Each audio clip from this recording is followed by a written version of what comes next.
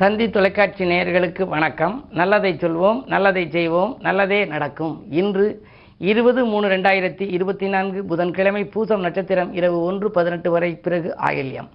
இன்றைக்கு நான் உங்களுக்கு சொல்ல இருக்கிற நல்ல கருத்து, அதிகமான புத்திரப்பேரி யாருக்கு உண்டுன்னு சொல்ல போகிறேன். 2 தினங்களுக்கு முன்னாலே ஏகபுத்திரன் யாருக்கு, ஒரே ஒரு குழந்தை ஒன்றே ஒன்று கண்ணே கண்ணுன்னு வளர்க்குறாங்கல்ல, அப்படிப்பட்ட யோகம் யாருக்குன்னு சொல்லியிருந்தேன். இப்போ அதிகமான பிள்ளை அந்த காலத்துலலாம், இப்போ இந்த காலத்தில் ஒரு பிள்ளை பெறதே போதும்ன்றாங்க. ஆனால் அந்த காலத்தில் எனக்கு தெரிஞ்ச ஒருத்தருக்கு 11 பிள்ளை. கவியரசு கண்ணாசனுக்கெல்லாம் நிறைய குழந்தைகள், ஒருத்தருக்கு சில குழந்தைகள் நிறைய இருக்குது அந்த காலத்தில். ஆனால் இப்போ பொருளாதாரத்தை கருதியும் இப்போ உள்ள சூழ்நிலையை கருதியும் ரொம்ப குறைவாகவே பெற்றுக்கொள்கிறார்கள். அப்படி அதிகமான புத்திரப்பேர் யாருக்கு வாக்கியங்கிறத அழகாக சொல்லியிருக்காங்க அந்த காலத்தில். அந்த கருத்தை நான் கவிதை ஆக்கியிருக்கேன். 5க்கு அதிபதி 5ஆம் இடம் தான் புத்திரஸ்தானம். புத்திரஸ்தானம்ங்கிறது எது அப்படின்னா 5ஆம் இடம். அந்த 5ஆம் இடத்திற்கு அதிபதி ப்ளஸ் குரு லக்னத்தில் இருக்கணுமா. அப்புறம் 10ஆம் இடத்துக்குடையவனும் 9ஆம் இடத்தும் பாக்கியஸ்தானத்துக்கு அதிபதியும் தன் வீடுகளிலேயே இருக்கணுமா. மதி எனக்கூடிய சந்திரன் 11ல் நின்றால் அதிகமான பிள்ளைகள் அவர்களுக்கு பிறக்கும்ங்கிறாங்க. 5க்கு அதிபதியும் குருவும் கூடி ஆற்றல் மிகும் லக்கினத்தில் இணைந்திருக்க, ஐ2 பாக்கியத்தான். ஐ2 என்ன, 10 குடையவன். பாக்கியத்தான் என்ன, 9க்கு அதிபதி. அவரவர்கள் வீட்டிலே பலமாய் நிற்க, அவங்க தன் வீட்டிலேயே நிற்க, பையகத்தில் மதியவனோ லாபம் ஏற. மதினா யாரு, சந்திரன். அவன் லாபஸ்தானத்திலே நிற்க, வாரிசன வரும் செல்வம் அதிகமாகும். அவங்களுக்கு வாரிசு அதிகமாக பிறக்குமா. சில பேருக்கு இப்பவும் இருக்கு, 3 குழந்தைகள் 4 குழந்தைகள் இருக்கு. செய்தவத்தால் பல குழந்தை பிறக்கும். அவர்கள் செஞ்ச தவத்தினால பிறக்கும். வாழ்வில் தினந்தோறும் கவலை எது பற்றி கொள்ளும். இப்படி பிள்ளை பிறந்துருச்சே, நம்ம என்ன பண்ண போறோம், அவருடைய எதிர்காலத்துக்கு ஏதாவது நம்ம செட்டில் பண்ணணுமே, ஏதாவது செய்யணுமே எல்லாம் அவர்களுக்கு அந்த கவலையும் பற்றி கொள்ளுமா. ஆக அதிகமான புத்திரப்பேர் யாருக்கு வாக்கியம்ங்கிறத அழகாக சொல்லியிருக்கிறார்கள். 5க்கு அதிபதியும் குருவும் சேர்ந்து லக்கினத்தில் இருக்க வேண்டும். 10, 9 கூடியவர்கள் தன் வீட்டிலே இருக்க வேண்டும். மதி எனப்படும் சந்திரன் 11ல் இருக்க வேண்டும். இப்படிப்பட்ட அமைப்புகளை உடைய ஜாதகர்களுக்கு அதிகமான புத்திரப்பேர்கள் உண்டுன்னு சொல்லியிருக்காங்க. இப்படிப்பட்ட கருத்துக்களை எல்லாம் நாம் தெரிந்து வைத்துக் கொண்டால் நம்முடைய வாழ்க்கை பாதை சீராகும், நேராகும் என்று சொல்லி இனி இந்திய ராசி பலன்களை இப்பொழுது உங்களுக்கு வழங்கப் போகின்றேன். மேசராசி நேயர்களே, விடியும் பொழுதே வியக்கும் தகவல் வருகின்ற நாள் உங்களுக்கு இன்று. வீடு இடம் வாங்குவது பற்றி சிந்திப்பீர்கள். தொழில் வளம் நன்றாகவே இருக்கின்றது. லாபஸ்தானத்திலே செவ்வாய் ராஜநாதன் 11ல் இருக்கின்ற பொழுது லாபம் சிறப்பாக இருக்கும். புதிய தொழில் தொடங்கலாமா என்று சிந்திப்பீர்கள். நடக்கும் தொழிலில் புது ஒப்பந்தங்கள் கூட உங்களுக்கு வரலாம். அயல்நாட்டிலிருந்து கூட அழைப்புகள் வருவது கண்டு ஆச்சரியப்படுவீர்கள். இன்று நல்ல நாள். ரிஷபராசி நேயர்களே, உங்களுக்கு வருமானம் உயர்கின்ற நாள். வாழ்க்கை தேவைகள் பூர்த்தியாகும். வளர்ச்சிக்கு நண்பர்களின் ஒத்துழைப்பும் கிடைக்கும். சமயோஜிதமாகவும் சாதுரியமாகவும் பேசி சமாளிப்பீர்கள். நீங்கள் தேர்ந்தெடுத்த களம் எதுவாக இருந்தாலும் அதில் உங்களுக்கு வெற்றி கிடைக்கும் நாள் இந்த நாள். மிதுனராசி நேயர்களே, உங்களுக்கெல்லாம் தடைகள் விலகி தனவரவு கிடைக்கின்ற நாள். சந்தித்தவர்களால் சந்தோஷம் அதிகரிக்கும். புதிய தொழில் தொடங்கலாமா அல்லது உத்தியோகத்தில் நீடிக்கலாமா என்றெல்லாம் நீங்கள் சிந்திப்பீர்கள். 10ஆம் இடத்திலே ராகு இருப்பதனாலே தொழில் தொடங்கும் முயற்சிகளை அதிக ஆர்வம் காட்டுவீர்கள். சந்திரபலமும் நன்றாக இருப்பதால் பொருளாதாரம் சிறப்பாகவே இருக்கிறது. கடகராசி நேயர்களே, ராசிநாதன் சந்திரன் ராசியிலேயே இருக்கின்றான். மங்கள செய்தி மனை தேடி வரப்போகின்றது. தங்கு தடைகள் எல்லாம் தானாக விலகும். மறக்க முடியாத சம்பவங்கள் இந்த மனையில் நடைபெறும்.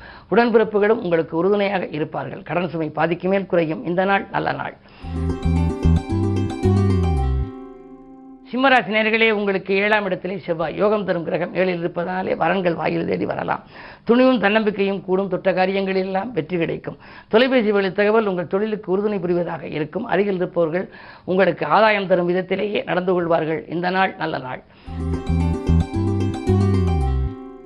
கன்னிராசி நேயர்களே, அஷ்டமத்தில் குரு ஆதிக்கம் செலுத்துகின்ற பொழுது உங்களுக்கு அலைச்சல் அதிகரிக்கும். அலைச்சலுக்கேற்ற ஆதாயம் கிடைக்காது. ஆரோக்கிய தொல்லைகளும் உண்டு. மூட்டு வலி, முழங்கால் வலி என்றெல்லாம் நீங்கள் நினைப்பீர்கள்.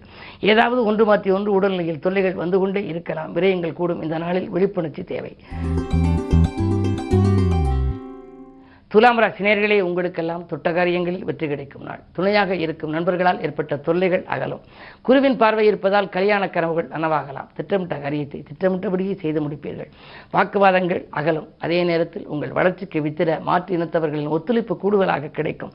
இன்று உங்களுக்கு 6லே ராகுவும் 7லே குருவும் இருப்பதால் அஷ்டலட்சுமி யோகம் செயல்படப் போகின்றது.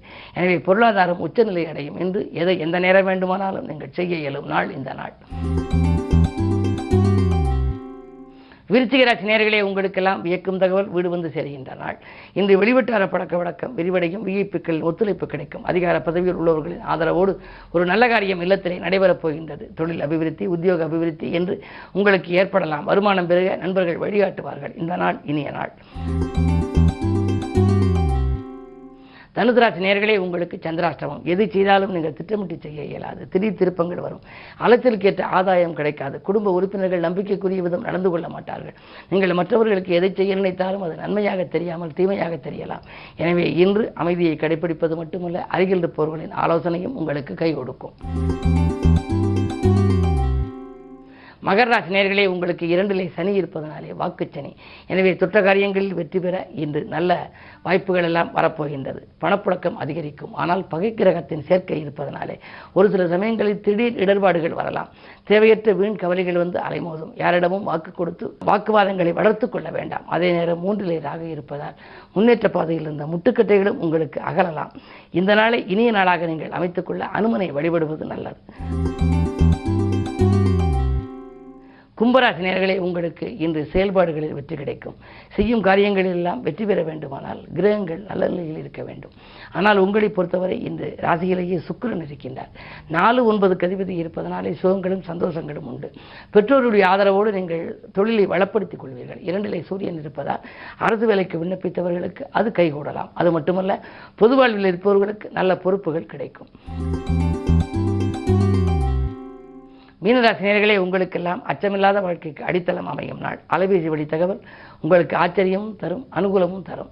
தடைப்பட்ட காரியங்கள் தானாக நடைபெறும் விதத்திலேயே இந்த கிரக நிலைகள் இருக்கின்றன. 2லே குரு இருப்பதனாலே வருமானம் உயரும். அதற்கு புதிய நண்பர்களும் உங்களுக்கு வழிகாட்டுவார்கள்.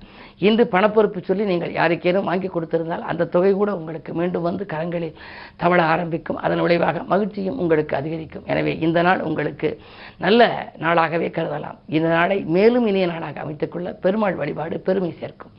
மேலும் விவரங்கள் அறிய தினத்தந்தி படியுங்கள்.